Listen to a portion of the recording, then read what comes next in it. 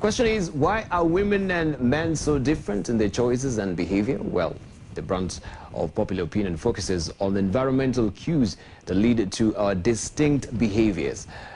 But is there also an innate biological basis to the choices and differing abilities between men and women? So does our innate predisposition give that latitude to behave badly? What is that women do that annoys you most if you are a man? And what are some of the things men do that you find irritating as a woman? Well, a new survey by Ipsos Synovate has some of the answers, and as Linda Ogutu reports, some of the habits that many will consider annoying ironically find their way on the bottom of that list. Take a look. According to the research, one thing women hate most about men is their tendency to be unfaithful. Alcoholism and drug abuse came in second, with defilement of children coming in third. Stinginess, untidiness and domestic violence also found their way into the most annoying things that women hate, coming in at number 4, 5 and 6 respectively. Men who plait their hair and those who watch too much soccer are not spared either, even though the two are the least annoying habits according to women. Originally, women in northeastern province were unhappiest about unfaithfulness at 58%, followed by eastern at 55%, western Kenya at 53%. Nairobi and central provinces had the lowest scores at 32 and 34%. And it's a great pity that there is too much addiction to drinking. Young people, please.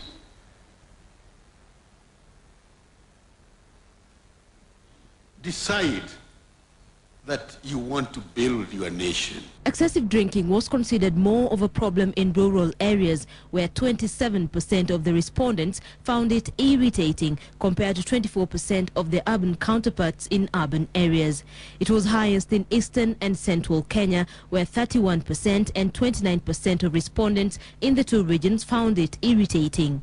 Ironically, northeastern Kenya did not register even a single complaint about alcohol consumption.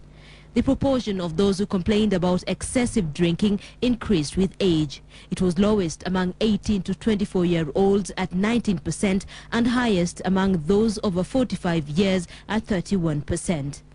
Men also got the chance to express what annoys them most in women, and indecent dressing, or what they termed as exhibitionism, topped the list, with men saying miniskirts, exposing dresses and tight trousers are the most annoying. The ability of women to gossip all day came in second in the survey, followed by unfaithfulness. The men who were surveyed in this research say they hate prostitution, which came in fourth. Gold digging, or expecting money or items of value from men all the time, found its way to the list, while alcoholism came in at number 6. Talking to other people about relationship issues, nagging, excessive makeup and young ladies pursuing old men were among the least annoying habits pointed out by men. Exhibitionism or indecent dressing was disliked the most, especially in Western Province at 58%. Northeastern had the lowest incidences at 31%. According to the research, this is probably because in this region, women's dressing is subject to a very strict code imposed by religion. Not surprisingly, men aged over 45 were the most irritated by indecent dressing at 57%. 18 to 24-year-olds had little or no problem with indecent dressing. The survey was carried out in all the 8 provinces and sampled over 1,000 respondents from the 18th to the 21st of last month. Linda Ogutu, NTV. Interesting. And I'm now joined by the Managing Director of Ipsos Synovate to tell us more about that survey and what she really thinks about men and women. Karibu sana, Maggie Reri. Good to see you. Thank you very much. Right, I'm given to understand that John Gray's book, Men Are From Mars, Women Are From Venus, really prompted you to come up with these surveys. Why the book? When we did a bit of research on the internet, we found out that that book has actually sold over 7 million copies, and it's a best-selling non-fiction book. But it does not exceed the Bible, but it's actually the best-selling non-fiction book. So we begin to wonder, this book has been in the market for so many years and it continues to sell.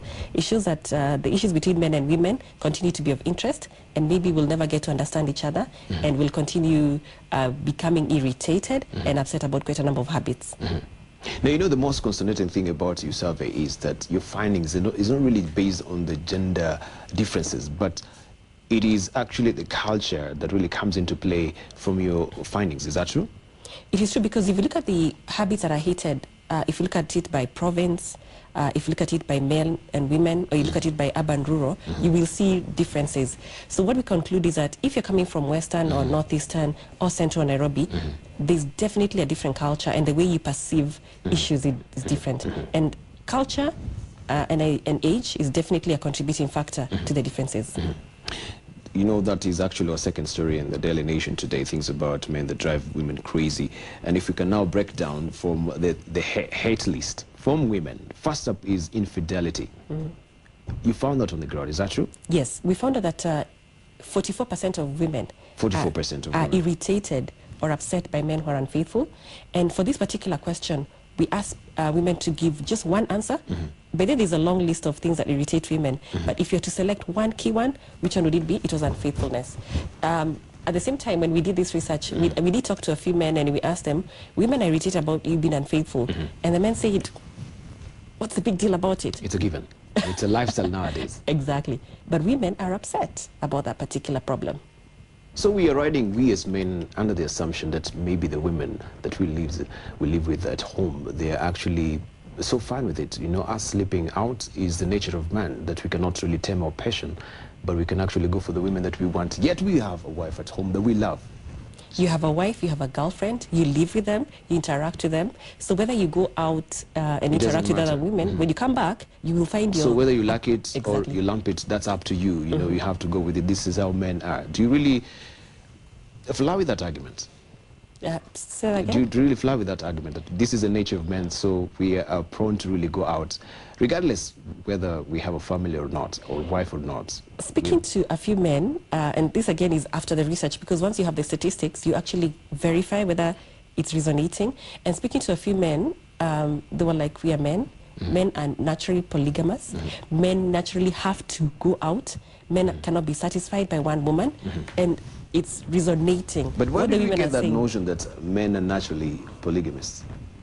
They say it themselves. Men say it. The men said it. You've also said it. Did I say that? Yes, you did. You did. You said, what's I wrong said with it was a doing notion that is floating about. I didn't really... Oh, yeah. Let's move on and we talk about now the second one, which was the 24%. They picked alcoholism and drug abuse. From what we see, and this has been even on the media, you've seen quite a number of cases where men drink and they're not productive, and women have come out from various regions like Central protesting about the alcohol consumption amongst the men. So even though the focus in terms of what has been seen has been some regions like Central, looking at the our findings, it is actually a problem that women are concerned about at 28% across the whole country. So you went countrywide, and of course, I want to know from what pockets of this country do you really find maybe the problem of drug abuse and alcoholism really coming so forceful, so strongly, I should say? The highest mentions were in Central. Central. And then Nairobi. Right. All right, let's move on and we talk about now the 11% picked molestation and the children abuse also is another concern about women, what they hear about men. So how is that on the ground? I think the key question was, you're an adult, you have a wife, you have a girlfriend, but you still go and actually begin to relate with young children. And women are saying, why molest children? Why begin to rape children? And this habit is actually not only irritating, it's a big concern amongst women. And that's why we have about 11% of Kenyans saying they hate men who are pedophiles. Right. Stinginess. I thought that would really top up the list, what women really hate about men. Men who they have clammy fingers with their money. Why didn't that really come on top? The question is not why did not come on top. The question is the level of weight given to stinginess. Because if the respondents gave a long list of behaviors that they don't like about men, but when we told them to select one particular one they're not happy with, they chose those that we mentioned. So issues to do with stinginess could be a problem, but it's not a big problem like being unfaithful and alcohol consumption. So it exists, but in terms of giving it weight, it's not that big. It's not big. untidiness? Yes. I thought that would be high personally. But you know, I'm a researcher. I do the research and then I take what Kenyans say. But that's relative. You know, what is really untidy to you might not be really untidy to another person. Exactly. So what nature of untidiness are we talking here? Here we were talking about men who are dressed in a bad way, men who wear things like sagging jeans, men who don't comb their hair, maybe their nails are unkempt so they look untidy. I thought that would be big, but it only is affecting about 4% of women. They're irritated by that habit. And from what pockets of Kenya are we talking? Is it in Nairobi, or what region did you find that women are really complaining about the men being untidy? Okay, the percentage is quite low, but if you look at it across the various provinces... 4%. Yes, but if you look at it across the various provinces, it would then come from urban areas like Nairobi, where you have a higher urban population, the coastal region. That's where men are perceived to be untidy. And the basic reason for this is that in urban areas, there's an expectation about how you're supposed to dress, and this is where the fashion capitals are. So untidiness would be a key thing because the population there of women is more exposed, and the expectations are quite high about how men should dress. You know, interestingly, what we've really found out is from the northeastern province, the women there, they're unhappiest because of unfaithfulness at 58%. This is very shocking because we're given to understand that, you know, these are people who are very pious and they're really committed Muslims, you know. How comes it's a given here that it is 58%? I agree with you. It's quite surprising considering that there are very strict regulations because that is predominantly an area that has Muslims. And that's the beauty about research. Sometimes you can assume that something is not a problem, but when you talk to respondents on the ground, they actually begin to indicate what the problems are. So looking at it from where we sit or where you sit, it may not be an issue, but when they speak about it, then you realize that there are underlying issues and there's a probability that despite the environment they're living in, which is predominantly Muslim, there could be some habits that are not good, especially being unfaithful. So what could be the propelling factor if you're there on the ground and maybe you've talked to these women? Do you think maybe the early marriages that really happened maybe could be projecting this for? This issue of early marriages, you know very well that a person in that particular culture, Muslims are allowed to have more than one wife. And the question is, do they have more than one wife? Maybe not. Maybe they have a wife who's officially the wife, and maybe they begin to engage in relationships outside, but they don't bring the person into the family fold. So because of the way the society allows you to have more than one wife, perhaps when you're looking for another one, as you're socializing with others, it then becomes an issue of unfaithfulness, especially if you've not officially married that particular woman. So that could be the issue. Well, given the nature now of their surroundings and their religion accepting you to be a polygamous, I thought the women, they really, you know, go with the flow, not become unhappy about their men, you know, looking out for other women because maybe they're trying to rope in another woman to become the fourth wife. How comes now they're unhappy? Let's talk about it from a general perspective. Yes. Even if I get married to a man as a woman, and I am number 2, and I know he's a polygamous wife, man, when he's looking for number 3, it's human nature. You're likely to feel jealousy will just come into play. Exactly. Now he goes to number 4.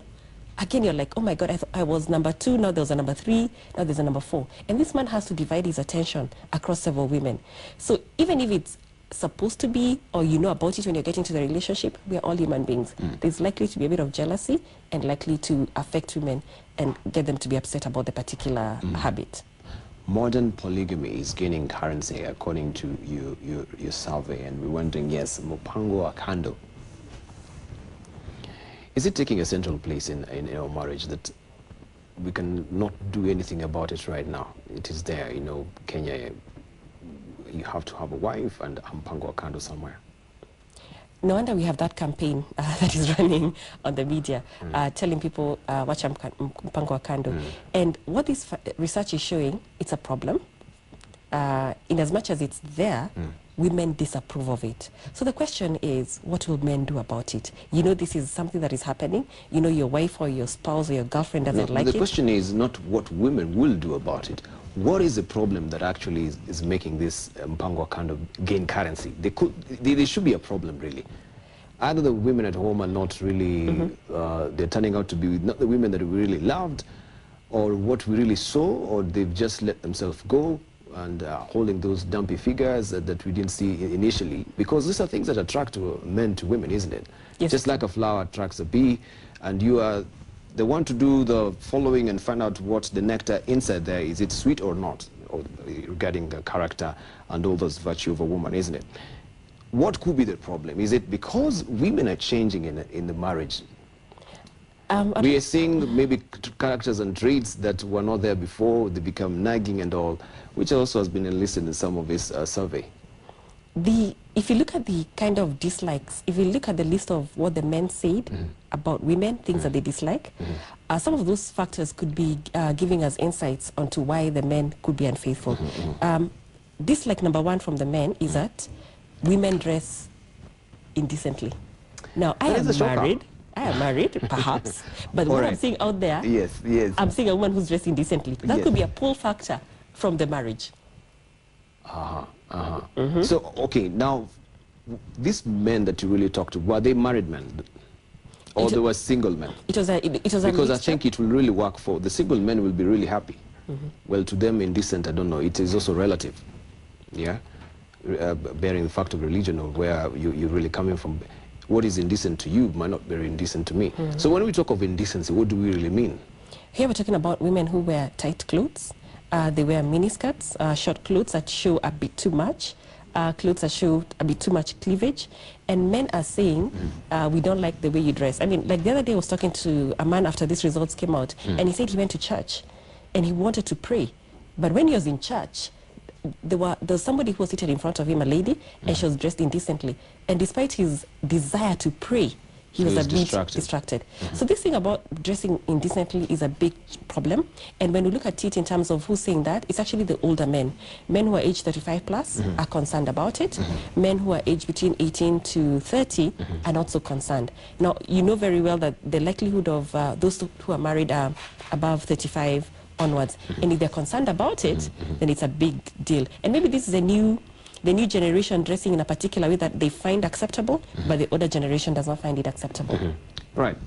I think we spilled to the women's side. Let's move on around deeper and we talk about domestic violence at 4%. We just read a story of someone Kiguta who was really battered by the wife. So domestic violence is coming here. But why are they really complaining at 4%, and yet they are themselves who are actually prompting this nowadays? One thing about domestic violence, whether it's happening to men or women, most of the time people are afraid to say it's happening. So when you see a percentage like 4%, it's quite low, but it could be an indication that this issue is more predominant than any other problem. So back to your question, where are they voicing out these particular issues? Perhaps this is a new challenge that men are facing in their homesteads. There's actually some sort of domestic abuse, and it could be battering, it could be being abused, it could be anything like mistreatment, which is concerning men. Then abandoning family, that is at 3%. I thought that should be huge. When you where your man is actually walking out on you, leaving you with that burden of raising your children, or his children for that matter, because yes, it takes two to tango. Why is it holding at 3%? It is, by the way, let me emphasize, assuming that we had asked for more than one answer, would have gotten, some of those percentages would have been high. But when you ask respondents to put a weight to one, then that's when you find like that particular problem has 3%. It means that it is not as such a big issue as the arrest. So that's how I would interpret the statistics. It is there, but looking at it across the country, it's not as big as it is happening. And anyway, the other thing is that sometimes you read some of these stories in the media, people talk about it, but it's probably happening to a select few, and it's not as high as we would imagine it is. Undermining women. That's another issue also, men undermining women. In what way? If you look at the list of comments that were given by the women, they said when a man talks to you in a very rude way, when there are people in the house, like children and visitors, the way the man talks to you, making decisions. These are decisions like selling property, buying property. They're not involved because the men probably think that her input or her advice is not worth it, or maybe I'm such a strong person, I'm a jogo, I don't need to socialize, to actually consult my wife. Now that is what we're calling undermining. Women want to be consulted, they want to be respected, they want to be part of the decision making. Oh, they want to be. So from your findings, do they feel like they undermine the men? They're not really consulting them, they're not giving them, ahead of their own in terms of making decisions also in the house? Yes. Ideally, a man can make a decision without consulting, or he can consult and still make a decision, but the most important thing is how the consultation is done and the kind of interaction is done. Is there respect or no respect? And that's when we're coming up with that particular issue. Women feel undermined. And perception is everything. Another one. Urinating and peeing in public. That is also a concern for women, what they hate most about men. Yes. Which area is this? Is it Nairobi or where? Okay, the percentage is quite low, so you cannot disagree by province. But what has happened in the past, there's a law that stops men from peeing in public. If you're found by the city council, you could be fined. I think that law was passed a few years ago. But what I remember is before that law was passed, that habit was quite prevalent in Kenya. So it still is there, but its percentage-wise, it's quite low. And the other thing that has happened over time is that there's been public toilets that have been put up in key places like markets and all that. So that habit no longer is as it used to be in the past. So, but they're charging. Yes. And sometimes you can actually, be caught short of yourself anywhere, and you find these public toilets, it's miles away. So it's a given sometimes. Not every man will really want to pee in public, but you're forced by circumstance. Well, let's move on and we talk about irresponsible behavior in general. What behavior are we talking here, irresponsible behavior in general? A man oogling at you in town? Would you call that irresponsible? No, I think this is a consolidation of, small habits that irritate women. For instance, the man is perceived to be a provider. He doesn't provide. The man is supposed to be responsible. He's not responsible. A man is supposed to ensure that maybe he sits down with the children and find out whether they're doing their homework and all that. It's an issue of involvement. You're supposed to be a husband, a spouse, but you're not involved in what's happening within the family. And even if you're not married, there's a general tendency of men not being serious. Women say men are not serious nowadays. They don't do things that they used to do. Traditionally, they were supposed to be leaders. They're supposed to be people who take a decision, but it's not happening anymore. And they're just saying men are generally becoming irresponsible. Plaiting of hair?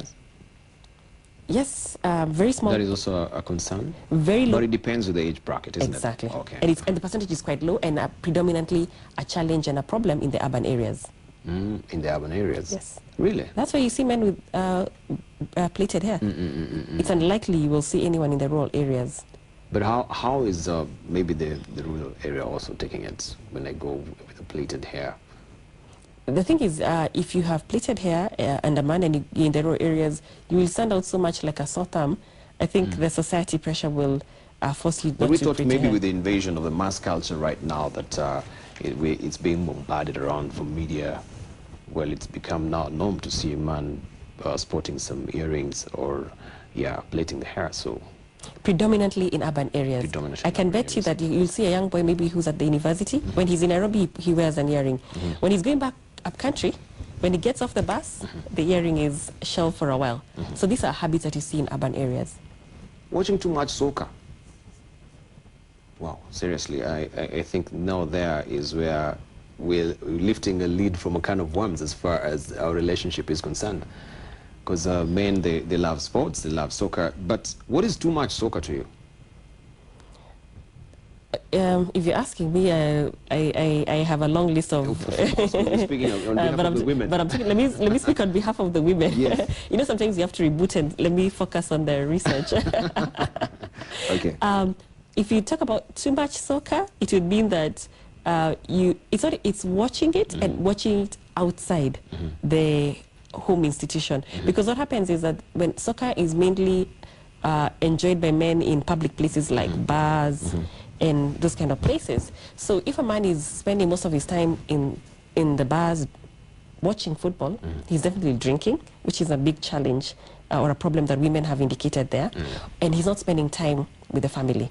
So too much soccer is okay, but too much soccer when you're watching it outside and alone becomes a problem. So if I watch soccer in the house with my family, that's okay? Yeah, the question is whether the man would enjoy it when they're watching it at home alone or with the family. I think there's a issue about crowds and watching it with people and cheering on, that men prefer to go and watch it outside in a bar or a public place or a hall. But I think it cuts both ways, because women now also, they're really taken to watching the soap operas, that we have to also fight over remotes. Yes, it's happening, but soap operas are watched at home.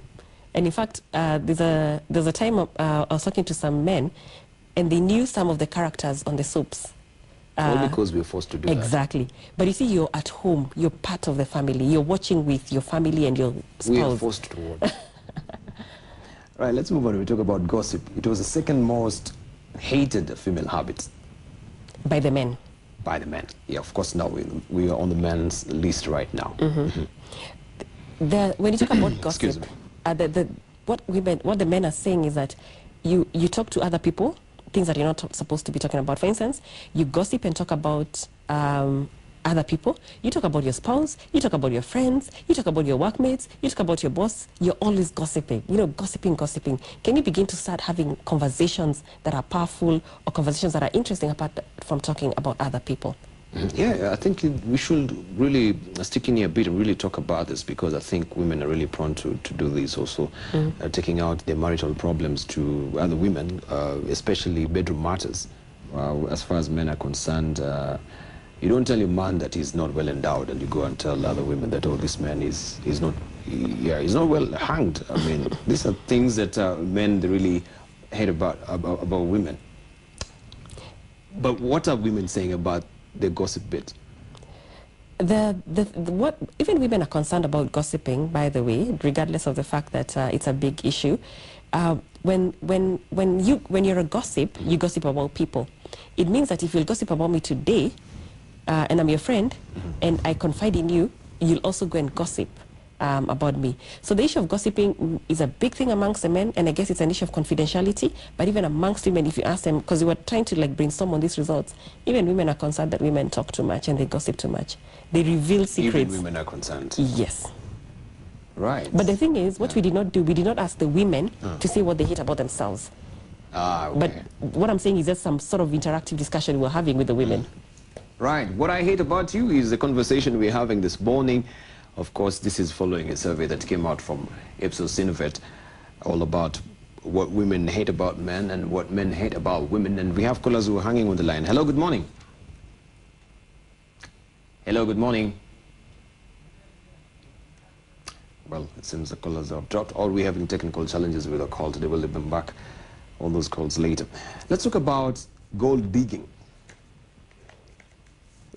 Men don't like women who are gold diggers, and we can smell it from far. Something reeking about this woman. So what are men saying about gold digging? I think the way they put it, and I saw this particular response on a questionnaire, and it crowned all that. Women think that men are walking ATM machines. Surely that is not possible.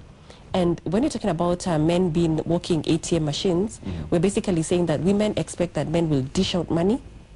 Men will dish out money to women.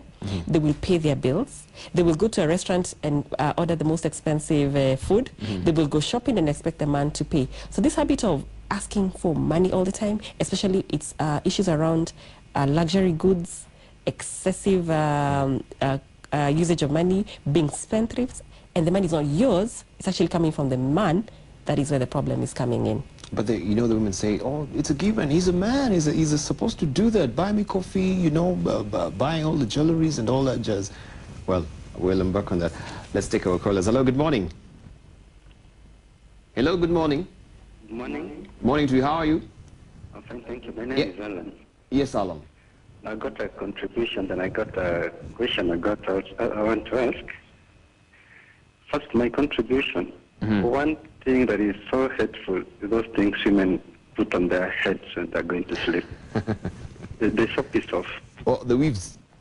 Yeah, the socks and all that stuff. Uh-huh. Yeah, then my question, in terms of suitability, where do we find the highest rated men and women if it was carried out in this study? In terms of suitability?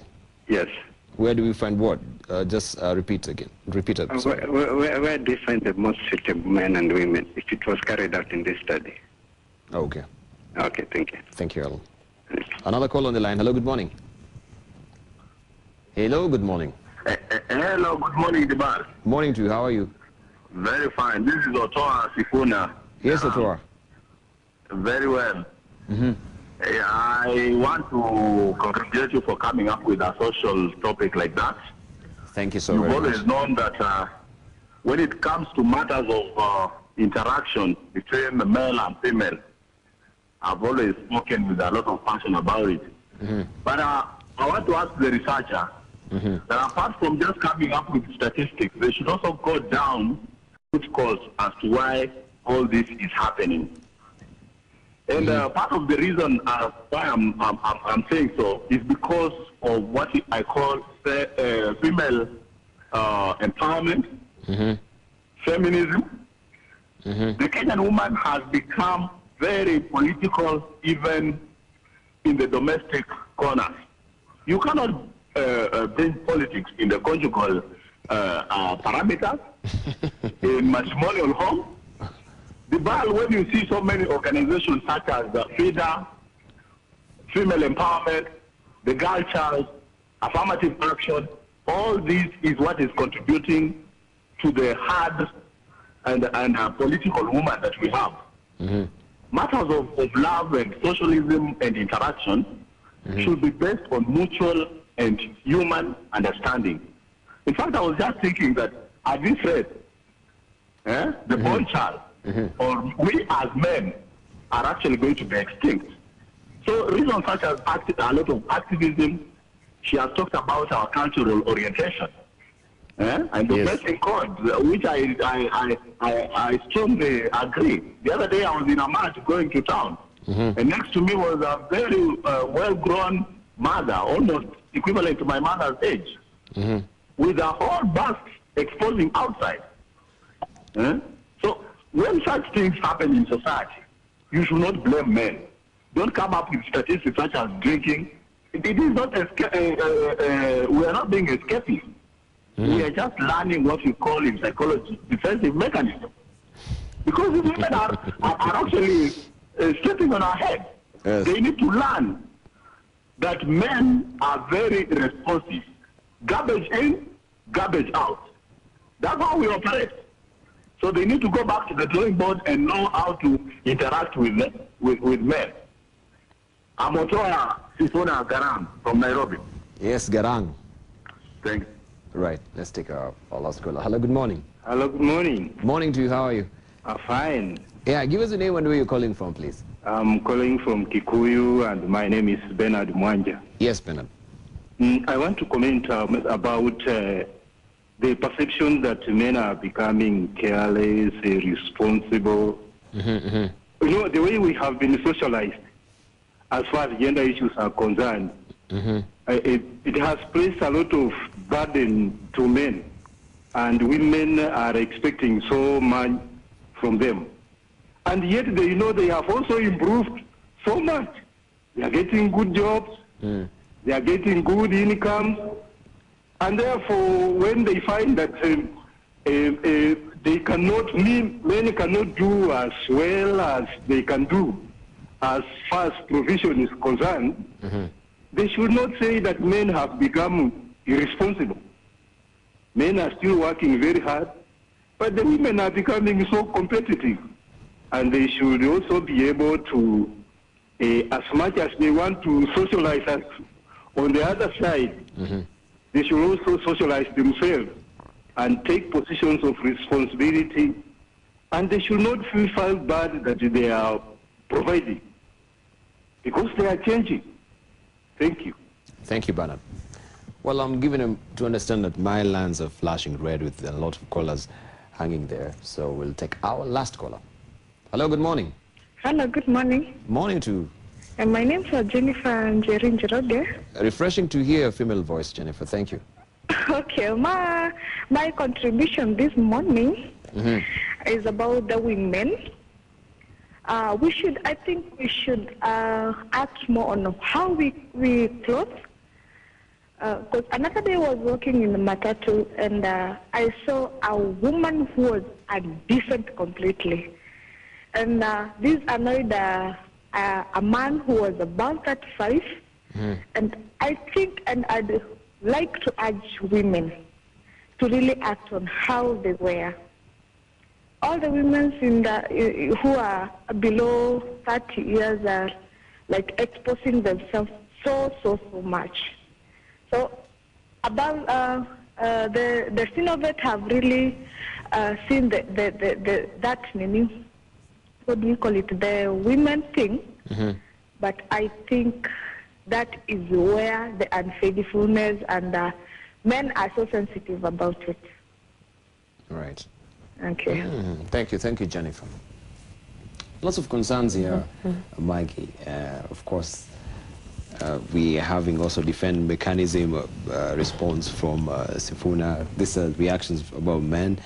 But let's talk about also some of the things that are picked out, like the weaves. There's some of the things that men also don't really like about women. They want it natural. Was that really picked from this survey? Unfortunately, it was not as high as we'd expect, meaning that perhaps it could be a problem, but it is not such a big problem. So I would tend to think that for the caller who has a concern about weaves, he also had a concern about maybe women's, how they sleep at night, maybe they wear a stocking or something like that. If it's a concern, they should communicate with their wives or spouses about this particular concern. But from our survey, it wasn't such a big one. What is the rhyme or reason for you actually going to bed with a stocking at night? Does it make any lick of sense for you to do? I know it's because of your hair, but you don't really want to be appealing to your man when you're going to bed. The fact is, when you go to bed, you need to pack your hair properly, so that when you wake up in the morning, so the stocking does it well. Something has to be on the head. There has to be a headgear. And it has to be a stocking. Yeah, and assuming that does not happen and you don't sleep with something on your head, it means that after 2 days, you probably have to go back to the salon for them to do your hair again. So now it becomes a cost issue, because every other 2 days you have to be going back and saying, hey, I need my hair done, I need my hair done again. What about the Malaysia Bora t-shirts, maybe the women they wear to bed, that are very long, oversized? Yes, yes, it happens. Very few mentions in our survey, but women sometimes do have inappropriate dressing. In fact, terrible dressing. A t-shirt that has been there for like 3 years, it's actually torn and tattered, and you're going to bed in that. I mean, it's really not a good thing. So you really concur with the men that on that end, really, you are actually really pushing it, isn't it? I concur, and some of the statistics show that, although the percentage is quite low. Right. Sifun was talking about politics also being brought in the conjugal arena. I wonder what sort of politics is really talking about. Maybe you can say, or you got a drift of that. I think I would connect it also to the a question that was asked about women empowerment. Yes. Women taking a forceful attitude in a relationship or a marriage, and the issues with the girl child and the boy child. Let me give you an observation. We as a company have a program where we go to secondary schools and we talk to the schools, the students about careers, and we even teach them basic skills about research and so on. Now, what we sometimes do, we call upon members of the public to mentor the schools. And honestly, the people who show up to mentor students are actually women. So let's say you have 10 people going to a school, only 2 are men, and 8 are women. So you see, women are taking an active role in mentoring the next generation and giving them the skills they have. Now, there's a place for men to mentor young boys, and that is not necessarily happening according to what we've observed. Young boys need to hear from other men, and men need to take an active role in mentoring the next generation of boys.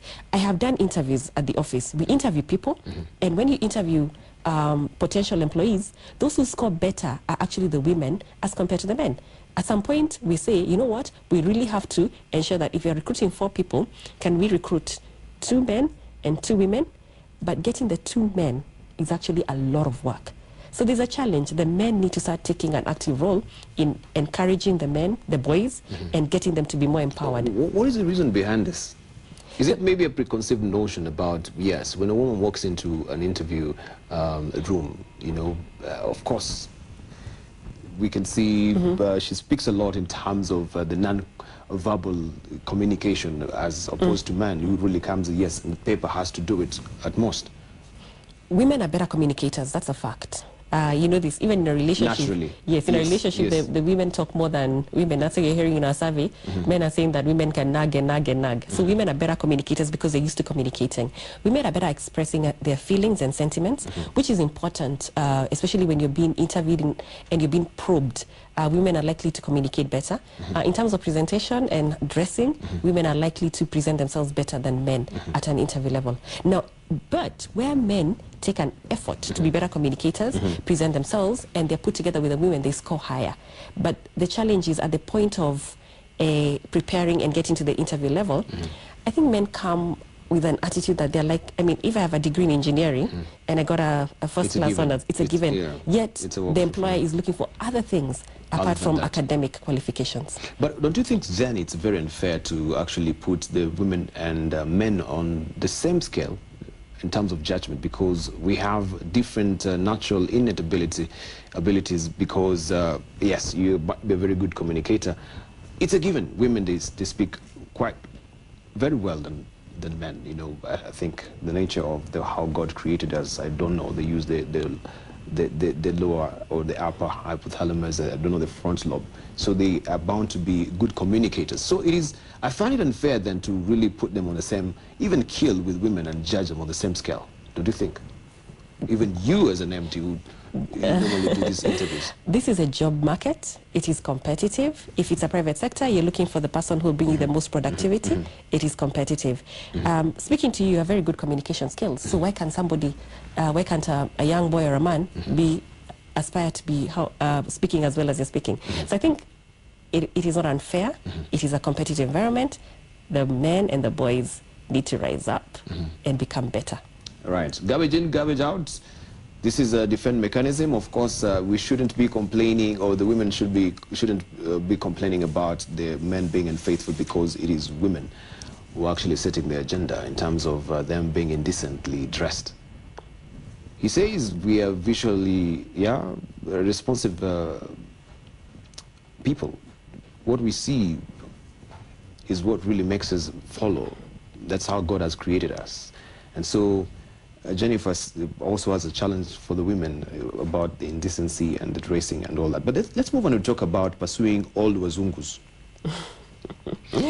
That is a concern as we're winding up. Old wazungus is also a concern that our men are actually wondering seriously.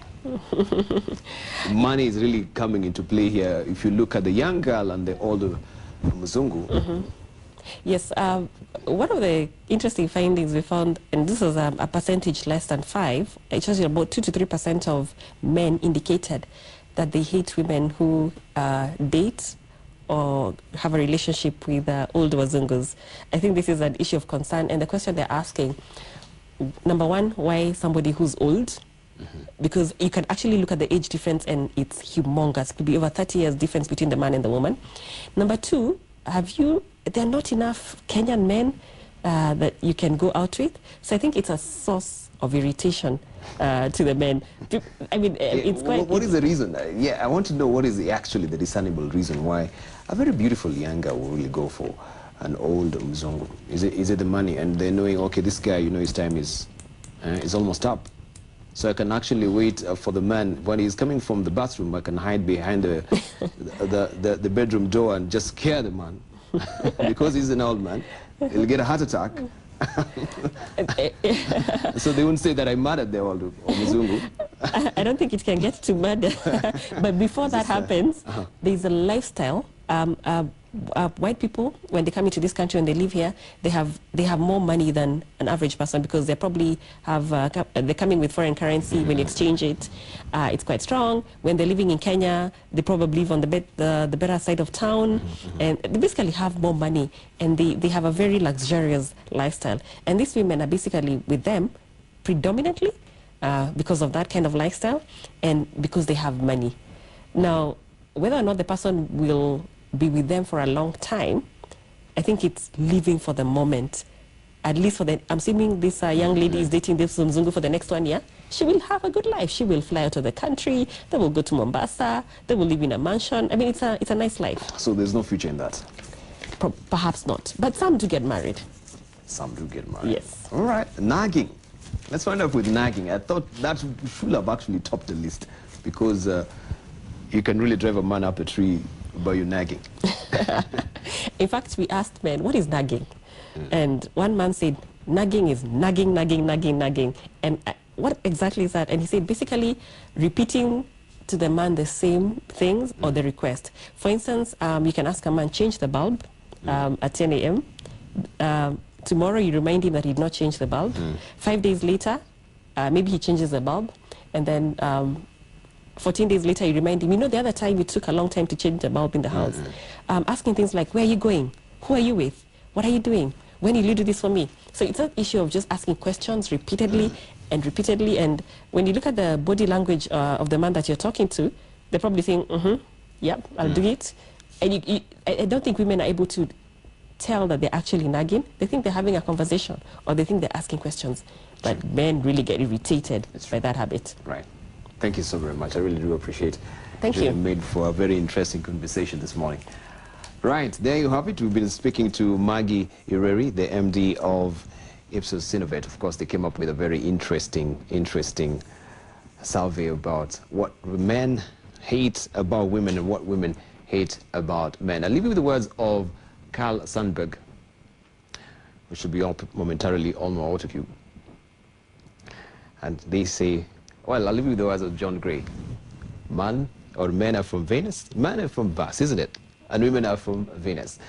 For two to be declared as one, you say your marriage vows and take an oath not to break any, but as unthinkable as the notion of breaking such bonds may be, infidelity is commanded when it does happen. It raises thorny and painful questions. Should you say? Think about that. Have a lovely day.